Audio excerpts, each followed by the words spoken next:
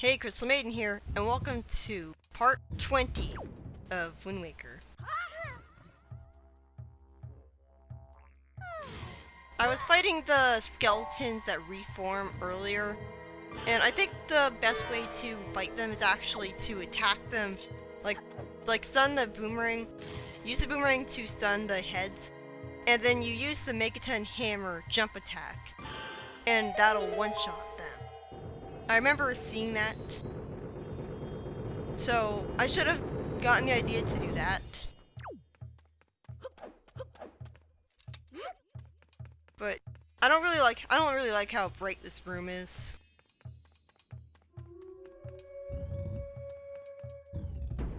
The HD version of the game actually has you be able to skip the intro cutscene.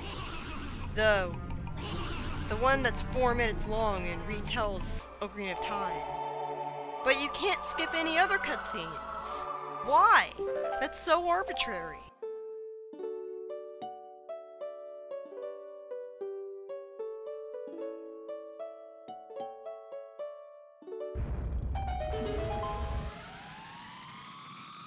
Something introduced in this game was that, well, I guess it was introduced in Ocarina of Time, but enemies have unique death cries in this game. Like, I kind of like the P-Hat death cries, and you've also got the Kargarok death cries, which sound like birds should sound. So that's pretty unique. The Megaton Hammer does more damage than the sword, so you're better off using it. I guess I just don't feel like the spin attack of it deals more damage, even though it does. I guess there's just something thoroughly unsatisfying about it compared to the sword spin attack. So, I talked earlier about how the HD version removes the tingle tuner, because I guess they didn't want to take advantage of the gamepad in the most obvious possible way, which really sucks too. What they replaced it with was the Tingle Bottle, which is basically Miiverse. You find bottles on the seashore, and they're Miiverse posts from dumb kids who say dumb things. And I believe you can also store photographs in them, which is good at least. But, come on, does anyone really think that the Tingle Bottles are cooler than the Tingle Tuner, which allows you to heal yourself at any time you want for a small price? Like, the Tingle Tuner really is a Disc 1 nuke if you know how to take advantage of it properly. It just sucks that you're forced to connect the Game Boy Advance to the game in order to use it. So if you don't have a GBA SP that's not to the point where you can't recharge it anymore, and so you can't take advantage of it for that, then you're screwed. It just sucks. Like, why do you have to... Like, it's like they have this cool item, but then they waste it on a gimmick. And that really gets taken up to 11 in Four Swords Adventure, where it could have been a great multiplayer game, but they just had to force you to use Game Boy Advance SPs and connectors in order to play the multiplayer. Like, you can't just connect in multiple controllers. So, ultimately, no one really got to enjoy it. Okay, here's what's confusing me. Why do they have the Pillar of Light? Like, they have the Pillar of Light here, where the mirror should be. Why can't they just have the mirror here from the very beginning? Instead of confusing me, because... Push the mirror in, you fool! Come back! Yeah, I don't know why I got so confused there. Like, I wasn't used to that puzzle where there's a Pillar of Light that appears somewhere, and you have to actually push the mirror into it. Even though the mirror's... it was just unintuitive to me for some reason.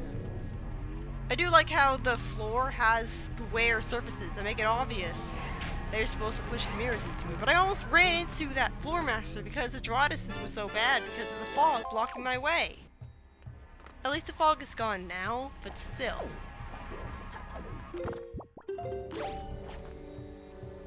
Oh yeah, like, here's what happens if, well, he was in black hole form so I couldn't show it off, but he does actually throw the bombs back at you. I don't know why you can't just throw the bombs into the black hole and damage it that way. Like, that would have been a good way to reward strategy. So, once you beat this game, you unlock a second quest. And the second quest, it allows you to play as Link in his pajamas, and it also allows you to, like, you can have Ariel wearing the red skull dress for the entire game. I think that's the dress that she has on when you beat the game, like in the ending cutscene.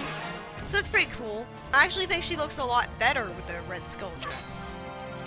Well, it's less red and more kind of purplish. It looks really nice. These guys are pretty annoying. Like, you can't have both of them possess you at the same time. And I would have been able to defeat these easier if I had the mirror in the right place so that it was reflecting light into that room.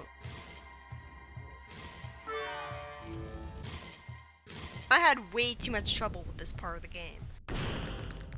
I did so much editing for this because I just didn't know what I was supposed to do. Like, look, I'm standing here, I'm in the pillar of light, but for some reason the light just randomly decides not to reflect off my shield for no reason. Why is it so needlessly difficult to get the light to reflect off my shield? Like, why? Like, I'm standing right here, like, the light should be coming off the shield. Yeah, it took me well over 3 minutes just to get all of this puzzle accomplished. That's not including all the time it took to get back here, which was over 3 minutes. I don't really know how long it took me to do this. Oh, really, Medley? What a brilliant observation. It's not like I haven't tried that before in a previous area in the dungeon.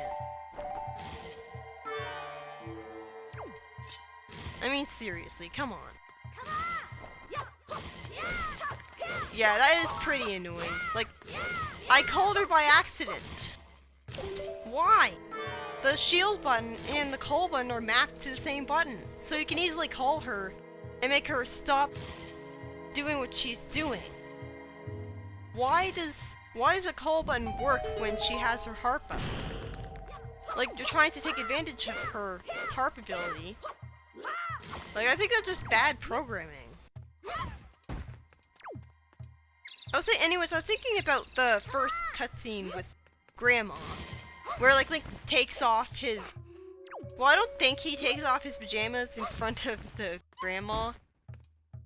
Like, I think he just puts the tunic over the pajamas, and that would explain why they say that the tunic looks like he'd be hot in it. But yeah, about the first cutscene, we see Link lying on the floor in Ariel's lookout. And like, he's outside. He wakes up outside. How lenient is Link's grandma letting him sleep outside at night on a whim? Like, is that normal for Link to just go to sleep outside? Like, I don't know. I don't think I actually see a bed in Link's grandma's house. Like, maybe I just overlooked it or something. None of the houses in this game that had people living in them really have properly designed houses. Like, the houses are all just one room. They're all just one big room. Like, and you can't say it's like that just because it's a video game, because, like, Harvest Moon has properly designed houses. Yeah. This is a big troll moment right here. Why can't you just have the boss key right now? Why do I have to go through a really tedious part of the game just to get the boss key? Most of your time in this dungeon will be spent in that one room alone.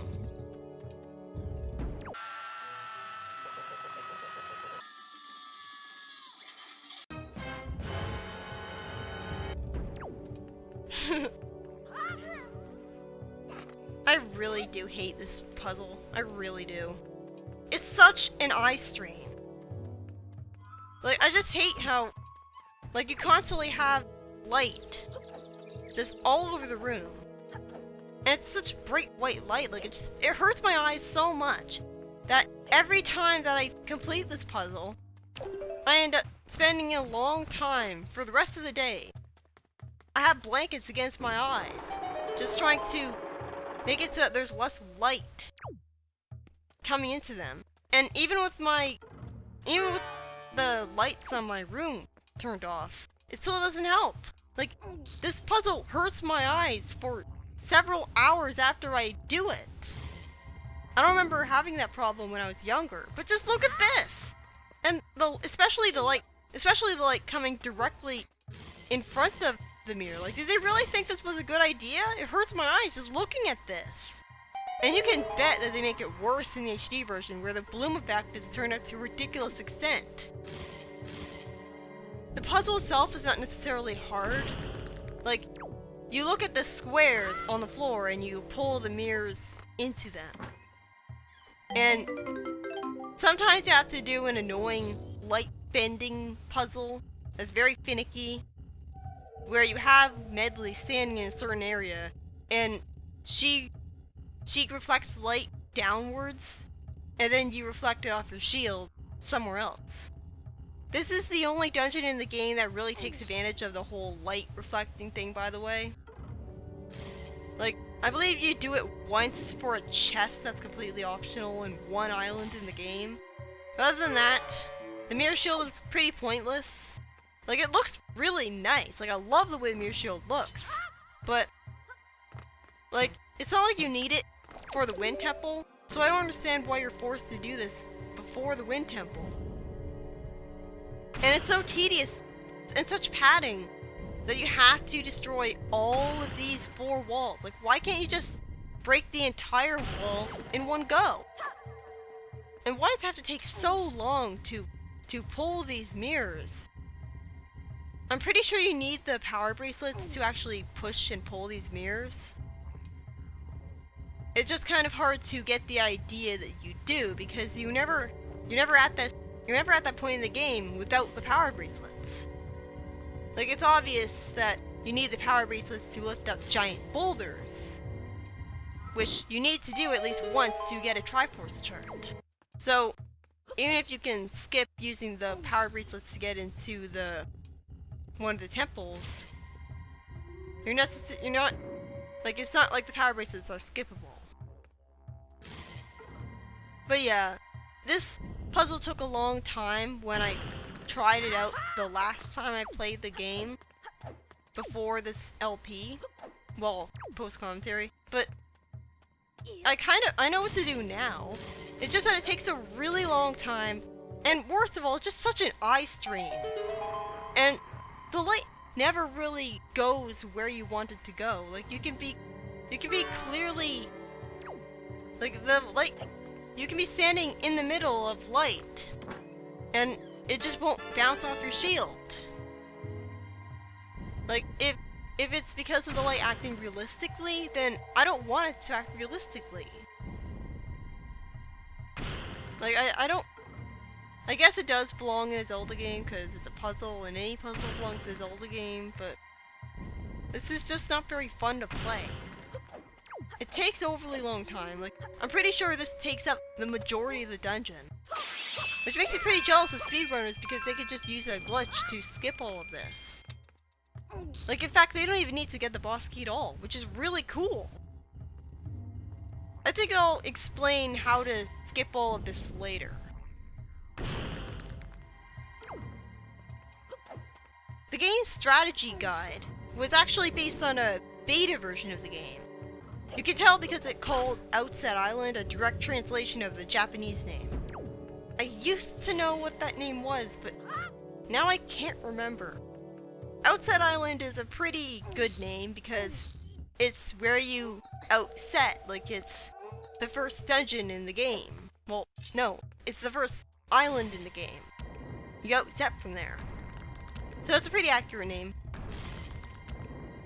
But yeah, like, it makes sense that the strategy guide was based on a beta because they really want to get the strategy guide out as soon as possible. Which especially, so they have to base it on a beta version of the game to rush it out. It especially makes sense that they want to rush out the strategy guide because, like, there's game FAQs and stuff. Like, strategy guides are a thing of the past now because you could just look up a guide on the internet for free. Better yet, you can look up a video guide because I've gotten so spoiled by video guides. Like, I can't really follow a text guide anymore. I need a visual look. And, like, a video showing me exactly what I'm supposed to do. Like, it's easier for me to tell, like, learn from it. So strategy guides are pretty much obsolete now. So it's especially important back when they're so relevant to get them out really quickly. Because they become obsolete and waste the money in like 2 seconds.